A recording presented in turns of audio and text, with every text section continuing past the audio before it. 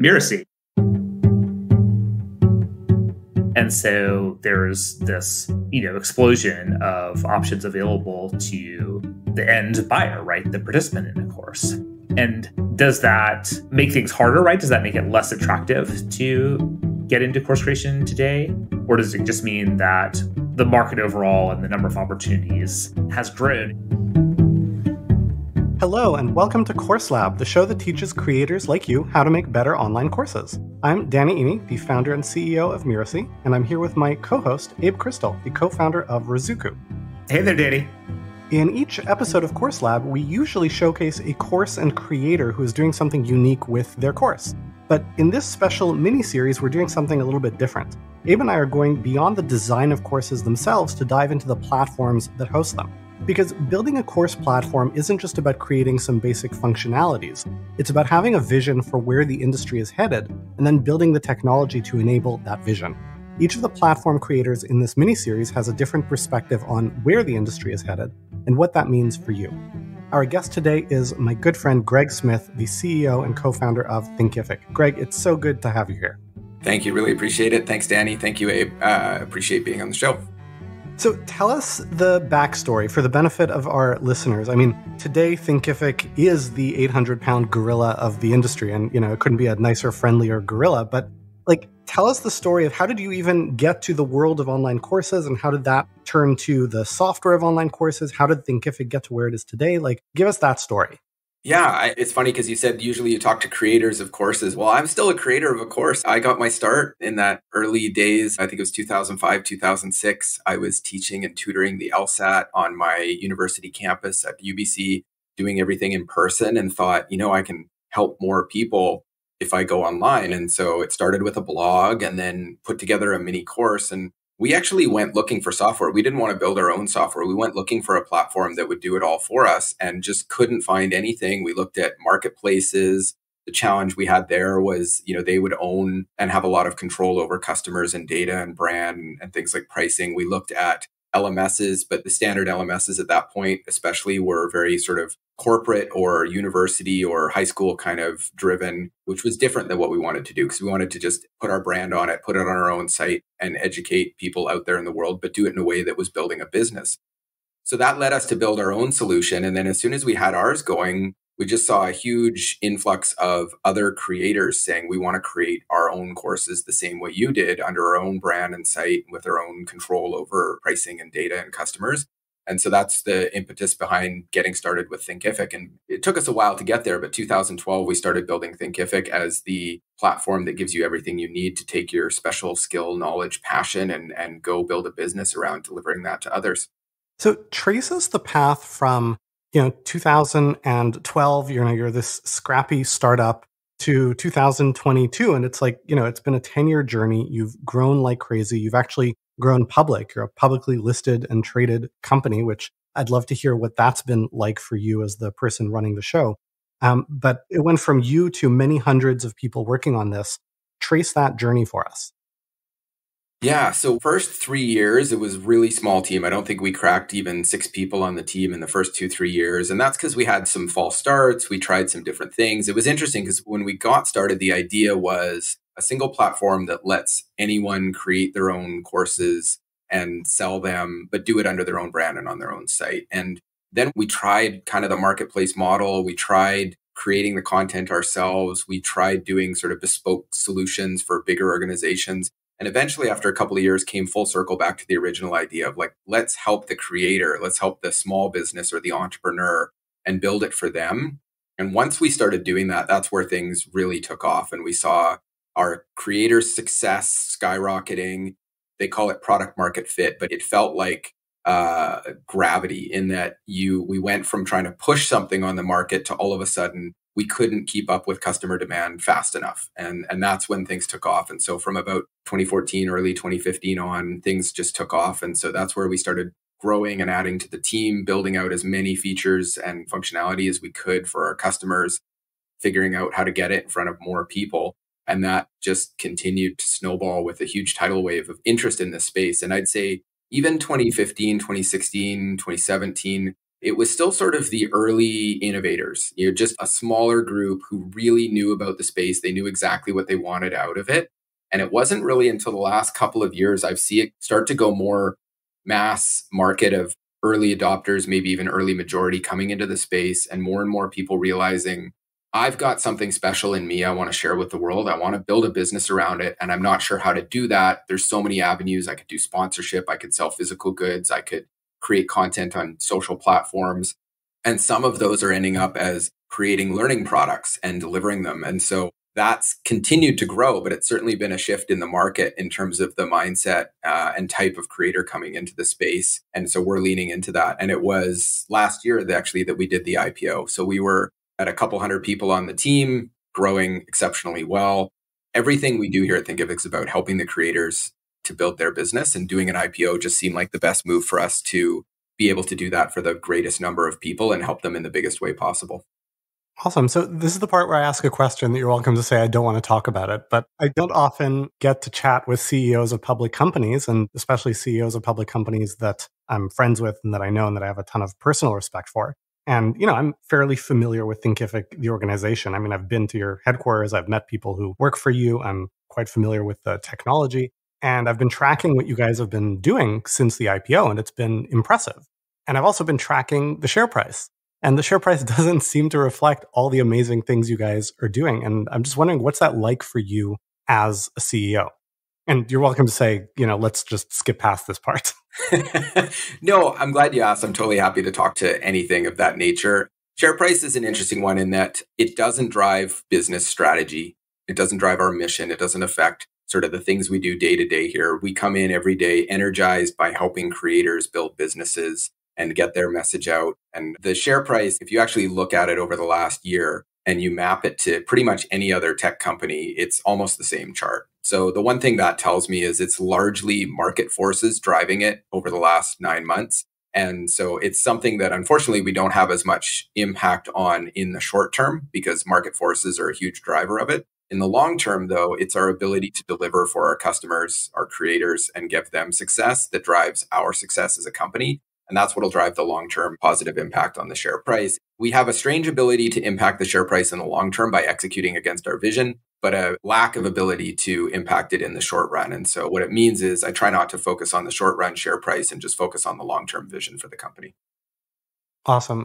So what I would want to hear more about is, you talked about this shift from the buyers of, the people who want to create online courses and therefore the buyers of online course creation software, going from innovators to early adopters to the early majority over the last couple of years. What have been the ramifications of that? And how does that inform, for example, the features that you guys are developing? Yeah, I think seeing more and more people come into this space has created a few really exciting things for me. One of the biggest actually is something I don't think we talk about enough is just the diversity of background of creators on different subjects. In that, if you look at, say, a masterclass, you'll see Gordon Ramsay teaching cooking. And I like learning cooking from Gordon, probably a great chef, but it sort of sends the message of old school education of like, there's the man in the ivory tower knows best and teaches even the university concept, right? There's sort of one great professor who's got a PhD and that's where you learn this subject from. What we've seen through more and more people coming into this space is that you can have someone with a completely different background, a completely different viewpoint on it, building a community of people who maybe identify more with them or want to learn from them. And so you put this diverse lens on education. And I'm just so excited about what that means for the future of our society as a whole, because I'm learning cooking from someone whose only qualifications are that they're Indian and they're a mom and they learned from their mom who grew up in India. And I'm learning Indian cooking. And that to me is super exciting because I get some of the cultural slant on it. I get here's why we do it this way. And here's what my experience was eating dal when I was a kid and why I like it to taste like this or why, my mom put this in it. So I'm just so excited to see this diverse background coming into education because education influences so much of what we are as a society more than anything else out there, I think. And so bringing diversity into the viewpoints that are being taught, I think has just such a positive impact on the planet. So this broadening of opportunity and this increasing diversity, which I agree is a great thing, what are the implications of that for the person listening to this who's thinking, I think I want to create a course, I think I want to do this. What do I need to watch out for? What do I need to be mindful of? Well, one of the exciting implications, I think, of that diversity of backgrounds too, is that you can now make a meaningful income as a creator without millions of fans. And if you relied on the social networks of even a couple of years ago, because of the way the algorithms work, where they drive traffic to the highest performers, you have 90% of the revenue going to 2% of the creators. Whereas with a platform like Thinkific and any platform where you control the brand and the pricing and the product that you're delivering, you can create meaningful income with even 100 or dozens of fans or followers. So it's really shifted to where we're creating this creator middle class. And it may not be exciting for everyone to feel like, okay, I want to be part of the middle class. But keep in mind, being a middle class as a creator might mean that you're making an extra $1,000 or $5,000 a month at a profit margin of 80%, where you're keeping most of it. And it could potentially be on almost autopilot. Like my own personal course now does $10,000 a month on autopilot. I don't touch it. So that's kind of great income every year for very little effort. Now, I'm not suggesting everything about this is autopilot or it's easy to do, but it's a lot easier to get into some life-changing amount of income. And then you can always grow it and scale it from there. So that's one of the most exciting things for me, and the thing to watch out for or look for opportunity from creators. The other really interesting trend I'm seeing more and more of is multi-skewed creators, where it used to be that people sort of had one way they were doing business. And now I'm seeing more and more people might have a physical product. They're doing a membership site. They also have a free community and a paid community. They have an entry-level course and a higher level course. So people are moving beyond just, I have one course, let's sell it. And they might do that as a starting point. And hey, keep in mind, it's great to start with one product. But more and more, I'm seeing people move into a kind of a multi-product, multi-SKU business where they have multiple offerings. And it's a great way to generate additional revenue out of a smaller fan base. I mean, I guess the flip side of what you've talked about in terms of the democratization of education, and so many more creators are now able to jump in and build things and have their own businesses, is all wonderful. I guess it also leads to a bit of like saturation on the creator side, right? So just curious what your thoughts are on how you see individual, course creators and experts handling now that there are so many course options in any given, niche or topic area. How do people compete in this world where, they're not the only course creator on the block anymore? Abe, I think it's the first time we've talked. So I got to say, always been a big fan of Rizuku and what you built there. Oh, thanks. And your brand and your customer, everything about it. I thought it was lovely. So yeah, it really is. I just had to say that. I'm a fan. It's a great question about potential sort of saturation of creators. And I think, strangely enough, when there were less creators, I was seeing more saturation in a sense of there was more of teaching the same generic skills, right? You would see more courses broadly on a topic. And Danny, I know you've done lots at teaching people to sort of niche down. And I think more and more we're seeing people niche down and be more comfortable teaching from their own perspective, from their own background, giving their own slant on a topic, or teaching it a certain way, or really niching down the topic to their specific area of expertise within it or area of interest. And that, I think, helps move us away from any kind of saturation, right? Because if you have 50 courses all on geology and they're all just general geology 101 courses, yeah, that's saturation. But if you have someone who's teaching geology for the purpose of geologists who want to do mineral exploration in northern Canada, well, now you've got a much more niche topic.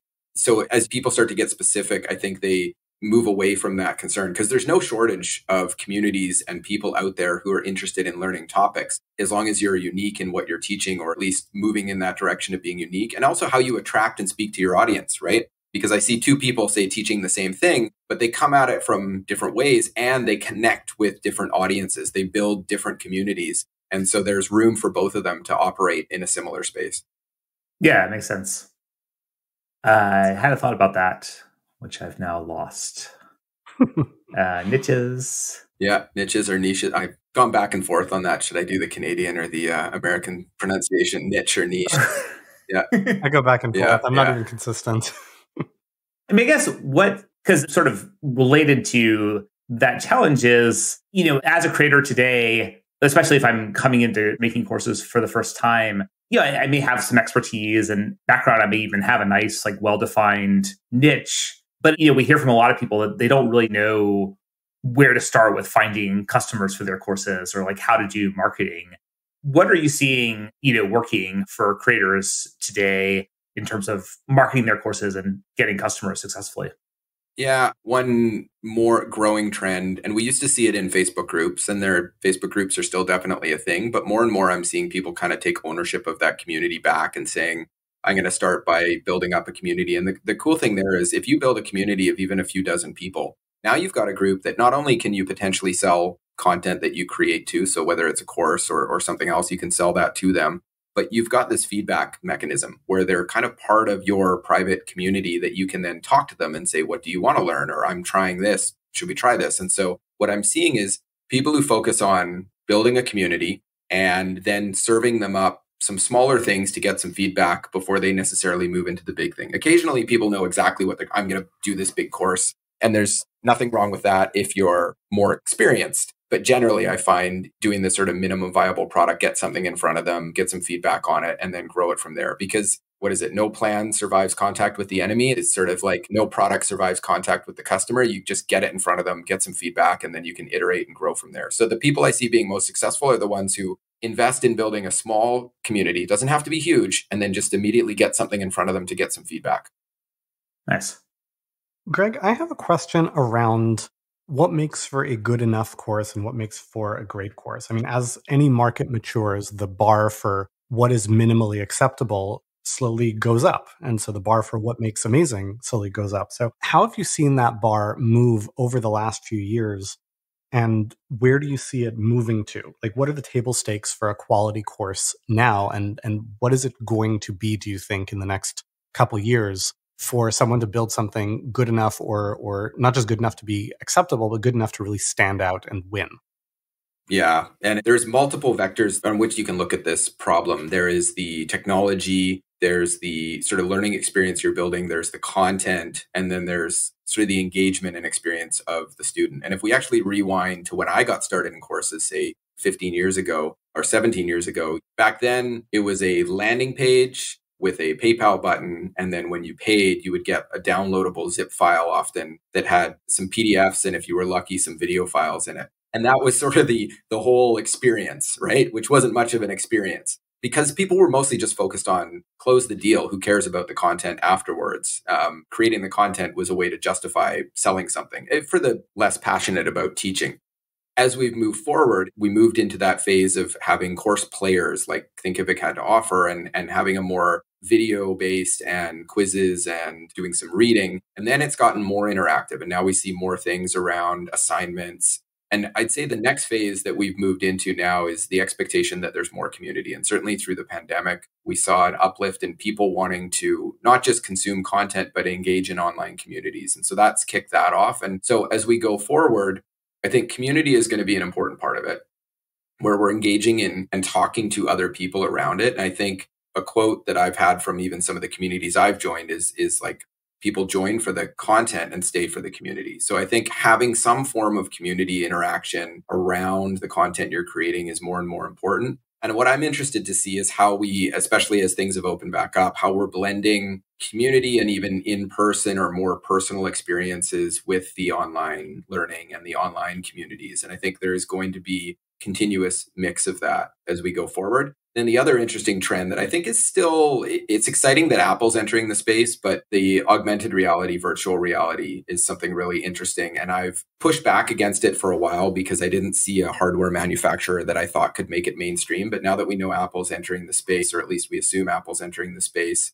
I think that gives it a real chance to go mainstream and bring it into education in a meaningful way. And I'm a big fan of sort of sci-fi and things like I've read the book Ready Player One numerous times. So the idea of learning in augmented or virtual reality is really exciting for me.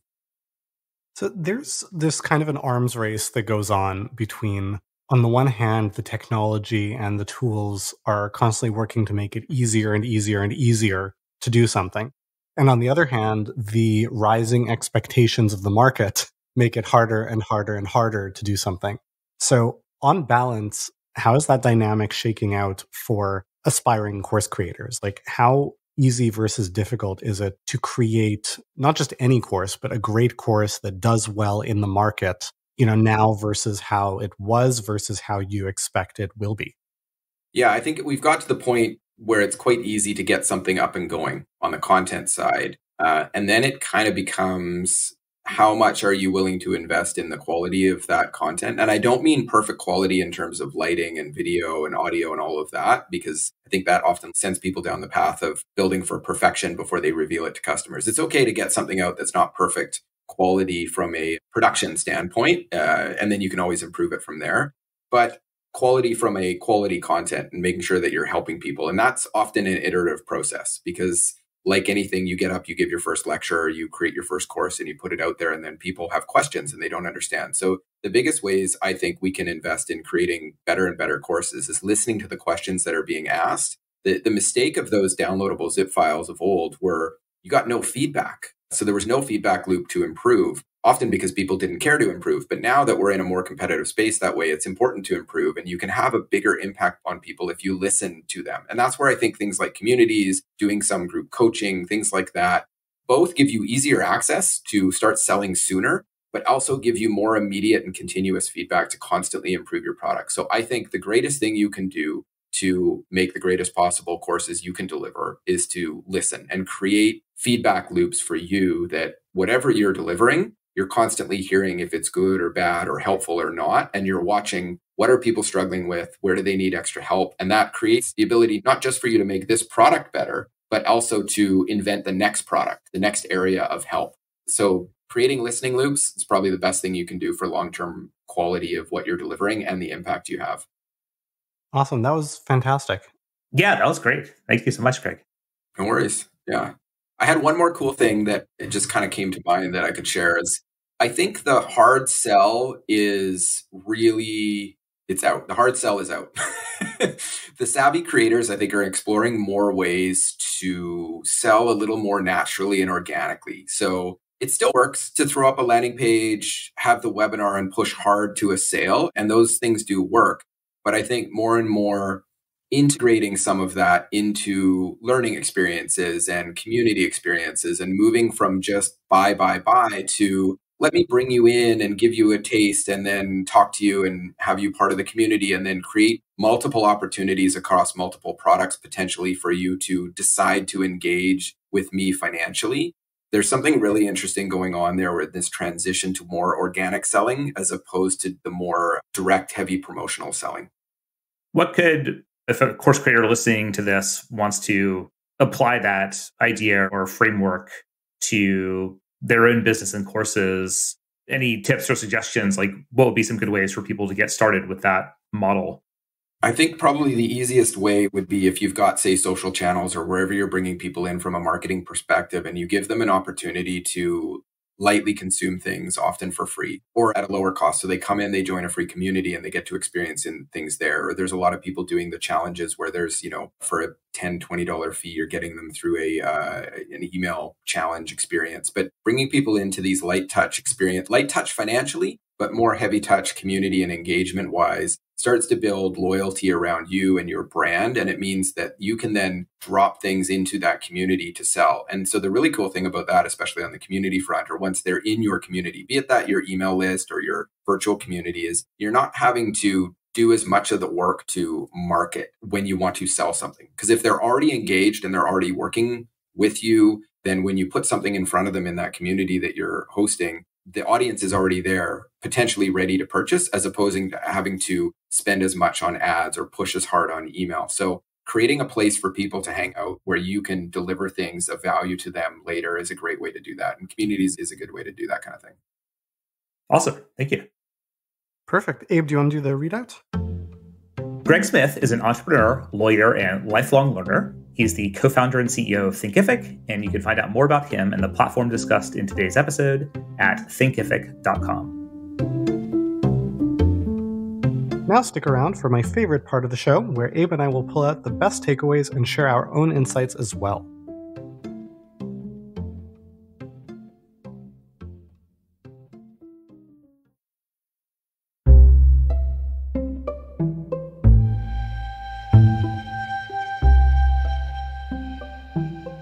Abe, where shall we begin? I mean, interestingly, it seemed like one of the big themes of this discussion was around community and the idea of building community as a way to build a course business, and also how that integrates into the learning experience. I was intrigued by the idea of course creators moving more towards a model of building up engagement and gradually nurturing a community over time as the core of their marketing efforts, and then having sales come through that in a more organic way rather than needing, say, to have a big launch or some kind of really structured promotion to bring in all the sales for a course. Yeah, there were a lot of interesting ideas that all kind of tied together interestingly at the end. So, you've got the theme of the evolution of the market from innovators to early adopters to the early majority, which leads to a lot more diversity of course creators and course types, moving away from just the kind of usual suspect courses that everyone used to be building. And now it's a lot more niche and specific. And so, while there are a lot more course creators, the variety of courses being created is kind of like expanded as well. So it sounds like there remains an opportunity there. But as we move to a much more mature mainstream market, people have a lot less of an appetite for the hard sell and a lot more appetite for, yes, I want to get to know the brand. I want to get to know who you are and what you're about. I want to understand what your community is. I agree that note of the increase in the importance of community, which leads to have to create better courses over time, which are done iteratively through creating these listening loops. What came away for me out of all of these things is that the opportunity is still very attractive, absolutely. And there's an opportunity to create really, really great stuff. But what jumped out to me is that this is less and less an opportunity for dabblers, right? It used to be that you could in the early days, just create something, throw it together, put it up there, and, make money automatically on autopilot. And you can certainly build something that creates some kind of a residual income, but it's more work to plan it. It's more work to build it. It's more work to test it. It's more work to iterate it. It's more work to build the community that supports and sustains it. Not more in a prohibitive way. It sounds like if you do it right, the math all still works out, which, I do this, you do this, we agree, I think. But you can't dip in and out to make a quick buck in the way that some people might have been able to in the past. It's not for dabblers. It's a thing that you take seriously as a thing that you're doing, is what I took away from this. Yeah, we've seen that in previous interviews done with course creators where, we've talked to some people who are just totally invested in their courses and constantly improving them and their marketing that are building significant businesses out of it. And we've talked to people who, are kind of doing their courses more because it's fun or, a side project, or they just enjoy doing it. And, that's fulfilling too, but the revenue may not be as significant. Other than that, I didn't. Yeah, go ahead. Well, the other aspect of that we can talk about is this idea of where do you go as a course creator in a world where basically anyone can create a course much more easily. And so there's this just explosion of options available to the end buyer, right? The participant in a course. And does that make things harder, right? Does that make it less attractive to get into course creation today? Or does it just mean that the market overall and the number of opportunities has grown? It sounded like Greg came down on the side of the latter perspective that, just the overall market for courses is growing. And there's continued opportunity to keep finding a very specific segment within that, right? So, don't offer a generic health course that's going to compete with big brands that are now doing that with huge audiences. But you could have your very, very, specialized health area that you help with that could still be really, really successful. So I don't know what you think about that, Danny, having, looked at what a lot of course creators are doing in different niches and so on. I agree with that. I think the part we didn't really explore in the conversation is that you can go more and more narrow with a niche, or you can go deeper and deeper with the transformation. And in both cases, the shallow and wide is where it's very saturated. And when you go either really narrow and specific or deep in terms of the actual transformation outcome that you deliver through all the levers that we talk about pulling in this show, you become more competitive. But I think this is part of it's a two-sided coin, right? The opportunity for independent online course creators, really fundamentally, it's a disintermediation play, right? It used to be that if you wanted to teach something, you had to go through an aggregator called like a university or a community center or something, right? They bring all the students, you come as the teacher, and look, the middleman is gone. You can reach the people on your own, and you have all this opportunity as a result. But that also means that you have the burden of marketing to find those people and reach them, which means you've got to work harder. You can reach more people, you can do more, you're not constrained by the middleman, but you don't get the middleman doing the work of the middleman for you either. Yeah, which is definitely a big challenge for a lot of course creators, but also the opportunity. I mean, I guess also raises the question of, do we need new aggregators to come back in and help address that somehow? Now, that is an interesting question. We might have to get Greg back on for a part 2. That's right. All right, do you want to do the readout? Thank you for listening to Course Lab. I'm Abe Crystal, co-founder and CEO of Riziku, here with Danny Iny, founder and CEO of Mirasee. Course Lab is part of the Mirasee FM podcast network, which also includes such shows as Once Upon a Business and Making It. This episode of Course Lab was produced by Cynthia Lamb. Jeff Govertson assembled the episode. Danny Iny is our executive producer. Post-production by Post Office Sound. Another thanks to Greg Smith for joining us today to talk about his platform. Head on over to Thinkific.com if you'd like to learn more. That's Thinkific.com, Thinkific.com. To make sure you catch the really great episodes coming up on Course Lab, follow us on Apple Podcasts, Spotify, or wherever you're listening right now. And if you like the show, please share it with a friend. Thank you, and we'll see you next time.